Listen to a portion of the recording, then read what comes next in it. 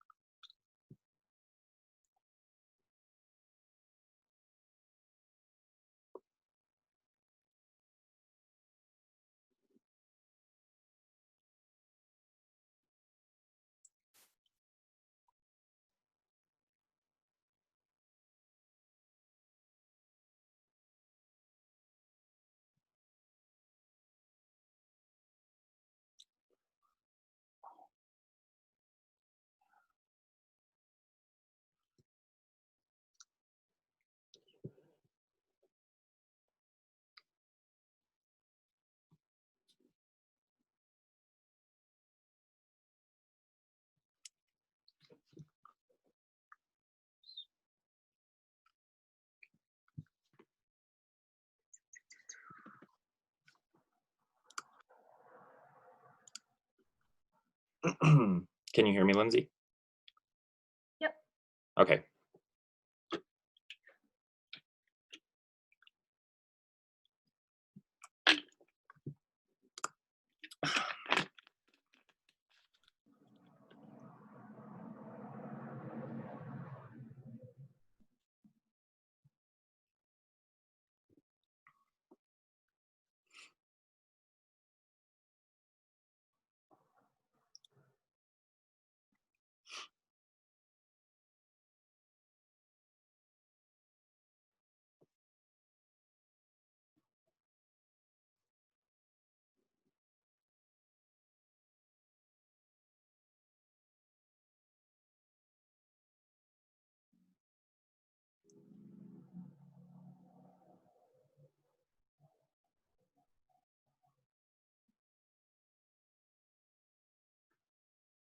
Hello, I'm calling. Is this Amazon? I'm calling, trying to get a hold of customer service at Amazon.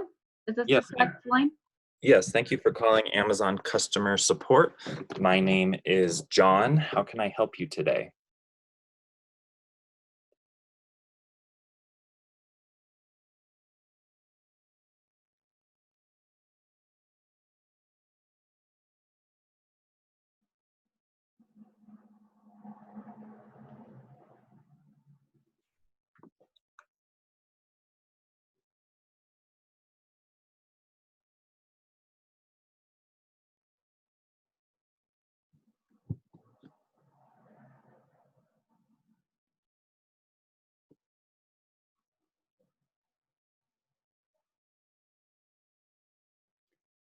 Okay, yeah, my name is Kyle Viola, and I'm calling because I ordered a Monopoly game board Mhm. um, about 2 weeks ago, and it hasn't arrived yet. Do you know, or can give me some information of when that will be shipped and arrived?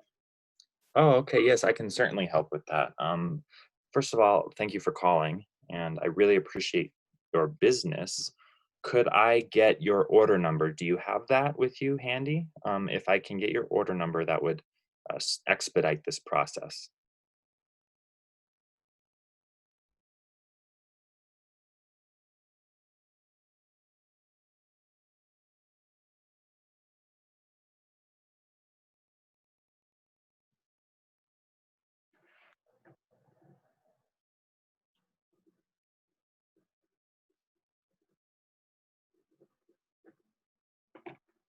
Okay, great. Yeah, thank you for your support. My order number is 97005694.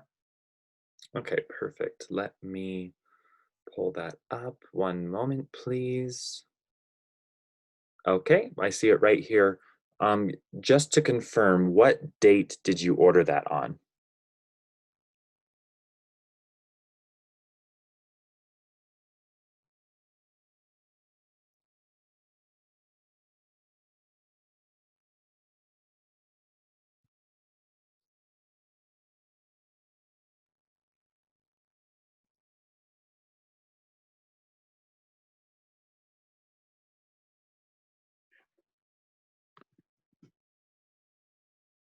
Hold on one second. Let me check my calendar.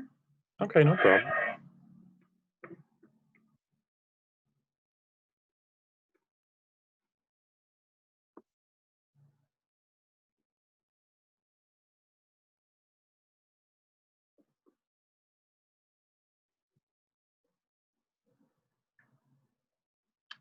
June 23rd is when I made that order.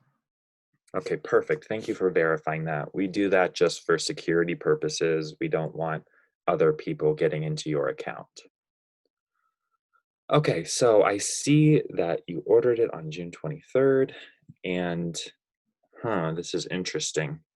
Okay, it says it shipped out on the 25th, but unfortunately, its last known location was in Nashville.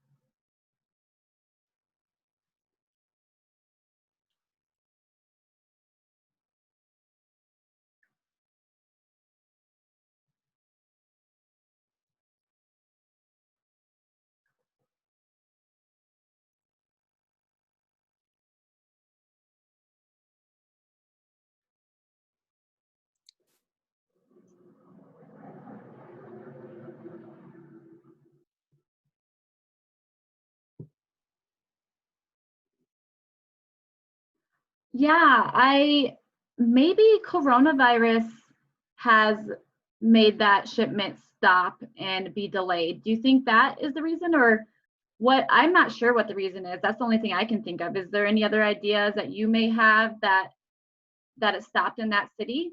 Yeah, this unfortunately has been a norm around this time because of coronavirus shipments being delayed and even unfortunately being lost. And right now, I just can't locate your package. So, what I'm going to do is, if you are okay, I will wait for your go ahead on this, but we can send out a new package ASAP and prioritize the delivery. So you'll have it by tomorrow afternoon, if that's something you're interested in.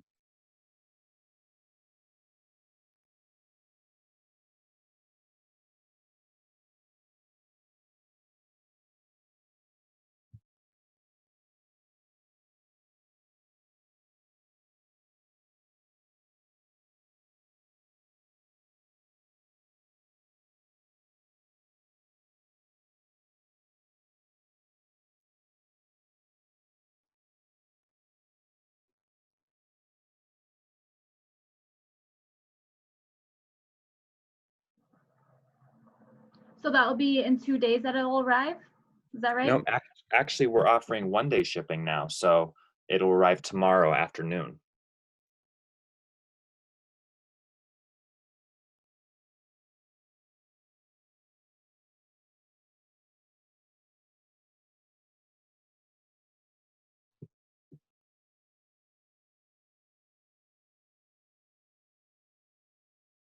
Okay, yeah, that's great. But does that mean I need to cancel my first order, or what should I do about that first order? No, we can cancel your first order for you.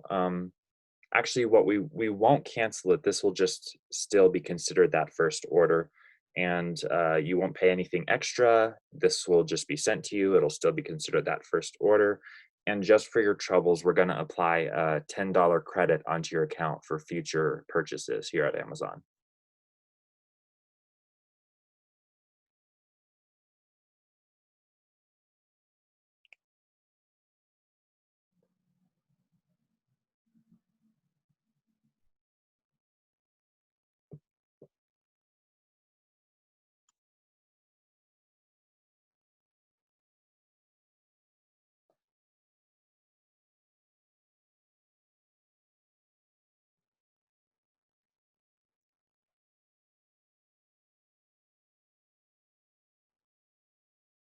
That is fine. Thank you so much. I appreciate all your help. Yeah, no problem. Do you have any more questions?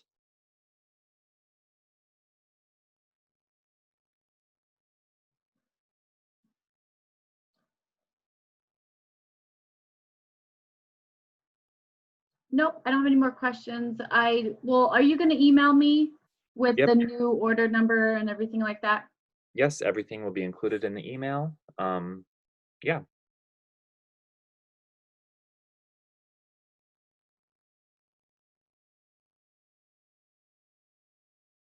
Okay, thank you for Perfect. your help.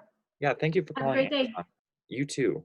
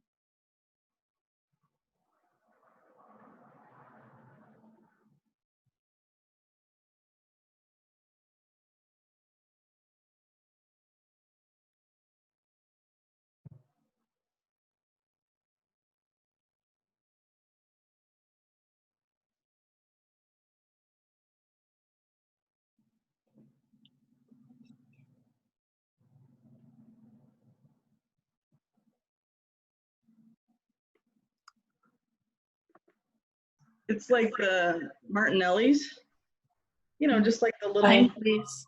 Sign, please. Oh.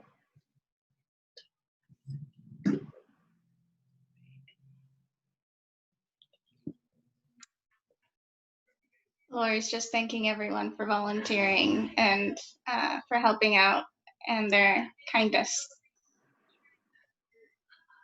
So everyone did a good job, right? You didn't have to punish anyone. Kyle is saying I gave some good feedback. It was a good experience. Lori says, thank you for the feedback. Yes, that's great, very helpful. We may ask you to join us again in the future. And Kyle says, no problem. Lori says, great, it'll be fun. All right, well, thank you, the two of you. You can go ahead and disconnect and go back to your real lives. Bye.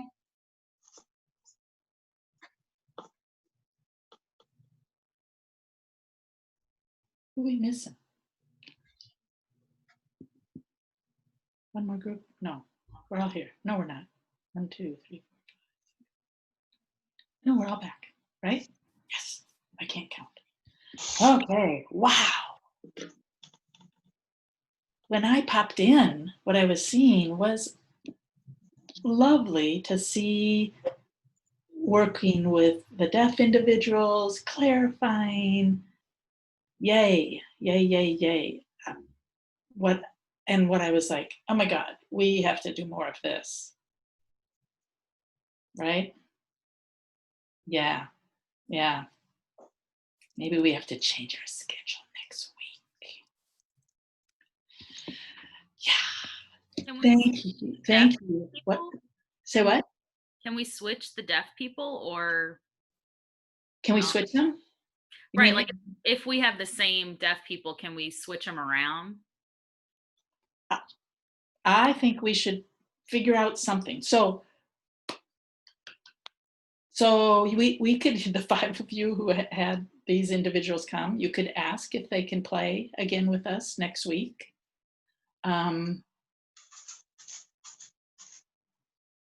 Yeah, Sarah. I had deaf people that were interested. They just couldn't do it on this day.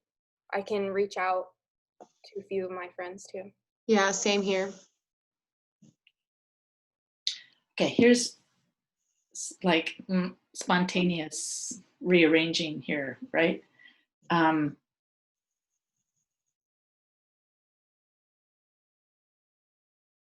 to think. So originally next week we were going to be doing, eventually we'll do some interpreting in these classes that are being taught by the TASL students. The problem with, or not the problem, I guess the thing that's less than ideal about them is that we don't get to interact. We have to, I'm actually not, this is where I need y'all's brains. So I think what basically happens is we have a Zoom link to join their class, you know, like our class. And either, I have a feeling she's not, Karen Boyd, who's teaching, is not sending them into breakout rooms. I think she's doing them sequentially, and that the group stays together as a whole so that the person has students. So that one deaf person would be teaching an ASL class and then to their students. And we would join, but we would join without screens. And we would have to join, I think what we would have to do, because we wouldn't want them to hear us. So it's reminiscent of interpreting for the grand presentations. Y'all said, do we have to do the grand presentations? And I said, no. But this has a few shades of that, except that they are much more advanced signers than y'all were when you did grand presentation, or let's hope so, right? Because they're going to be teaching ASL. But we would have to, in a sense, if we want to record ourselves, we'd have to record ourselves separately or something. Unless, tell me what else y'all know about how we might do it. Kirsten has a great idea. So I've done this before where we can share a Zoom meeting.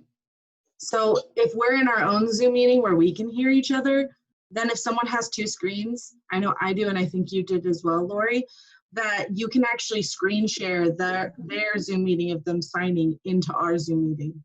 So that way we can talk amongst ourselves and hear each other, but they can't hear us. Get out for real. Okay, so here I'm going to interpret what you just said in Lori language.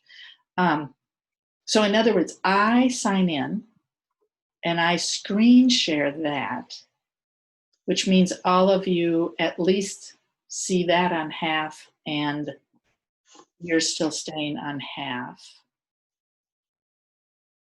Oh yeah, because then we can talk and make noise, but we still can't interrupt them. Interesting. But it really is kind of like doing a video, isn't it? Yeah. Jordan, idea. I don't have a separate idea, just to go off what Kirsten was saying. Every time that we've shared a signed video, it's very, very choppy. So if that's that's the entire assignment, then that might be a demand that is requiring a great control choice, because it very is, it's like, what is he saying? I love it. I love the DCS language. A demand control that would require a great control. It had a heavy, heavy demand, like right in your face and you can't see it and all that choppy stuff. Yeah, I hear you. Well, I just sent this morning Karen Boyd another email trying to a little bit clarify if they're going into breakout rooms or if it's sequentially, because the other logistic issue with it being sequentially is it just sucks up our time, because I only want a team interpreting it, and I don't want necessarily your peers hanging out with you. Yeah. So a thought is, because what I'm thinking already is we were going to do Monday and Thursday of that, and it's like that's way too much time of that. Maybe we'll pull the Monday one and we'll see if we can have visitors come in again and either just do VRS stuff again or do VRI, so you know more about it. Either one. They're pretty similar for how we'd use the technology. What do you think? Should we like get crazy and do that? Yeah. Should we try it? Sarah, thought? If we do go into their meeting, we can always ask the hearing people to turn off their sound on their computer, so then they can't hear us. True.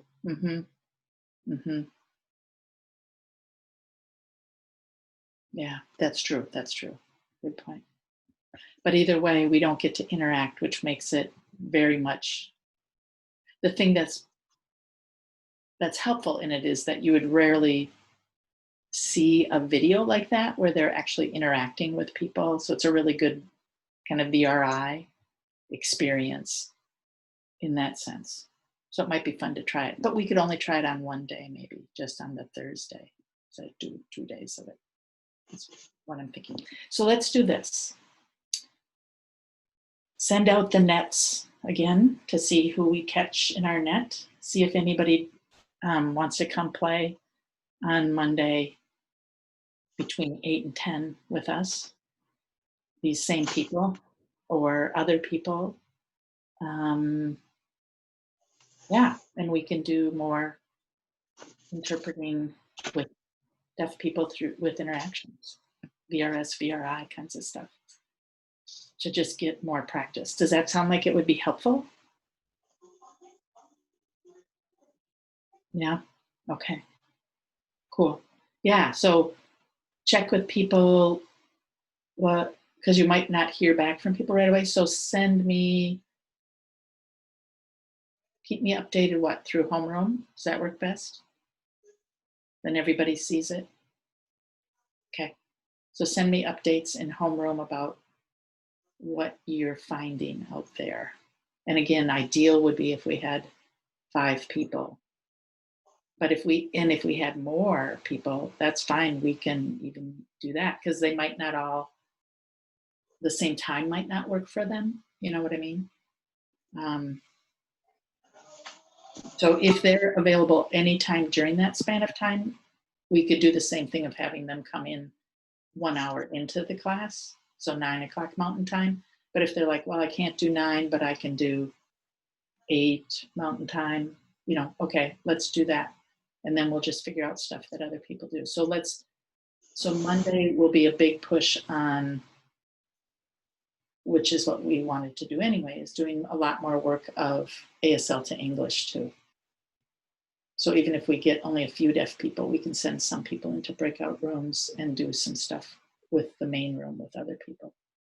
How's that sound? Look at that. The schedule changed again. But thank heavens for Google Docs. All right. Let's see where we at time-wise. Ooh, 5 minutes. Anything from that experience that people want to share with everybody? A quick anything. Yeah, you bet. The deaf person that Molly and I were working with said that he appreciates when the interpreter is taking in information, but is still like doing like little things like, oh yeah, or like making little comments just so he can see that their mouth is moving and they're like, yes, exactly, like little phrases like that, because he feels more like he's involved and he's like, yes. Awesome. Right. So that thing of, I want to be in the loop. Yeah. And which might be even more crucial for deaf people since they are so often not in the loop.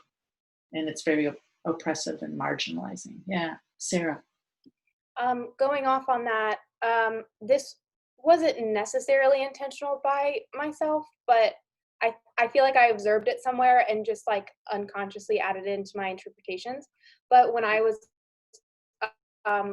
voicing, there were moments of where I was using my listing and where we were talking about multiple different listing. And so I switched to consecutive.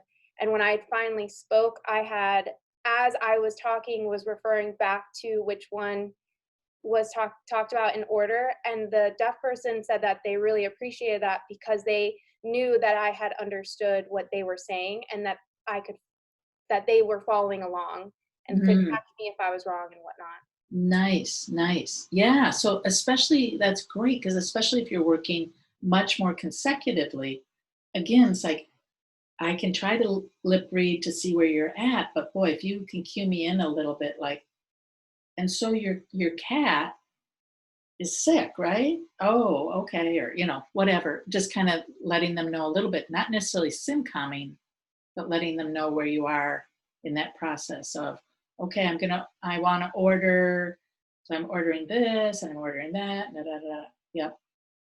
That's great cue. Yeah, nice. Other things that came up that you thought, wow, this is really nice, JT. So when I was interpreting, especially voicing, Kyle, he said that sometimes it's just best to be short and sweet, because he was noticing after he was completely done, I was going on and on and on and on. And he was like, why are you necessarily doing that when all I said is I want to make an appointment for Thursday of next week? And I'm like still like explaining a whole backstory on this one part. So he said, just keep it short and sweet. And sometimes that's the most effective way to handle it. So I thought that was quite good feedback. Which is really good, because some of us, right, when it goes consecutive, I don't know why, but some of us like to go on and on and on, right? We for some reason we think, well, let me do an expansion here while I have a turn and It's like, no. He said, I want to make an appointment next week. That's all he said. He didn't say, well, next week, you know, it's going to rain maybe, and so like, why don't I do it on Wednesday? And yeah, right, perfect, yes. Did I see Kirsten, Sam? Yes. It's just this practice really reminded me about how sometimes you don't know what you don't know. And I didn't know that I had issues or feelings about getting angry on the phone until I was put in a position where I had to get angry on the phone.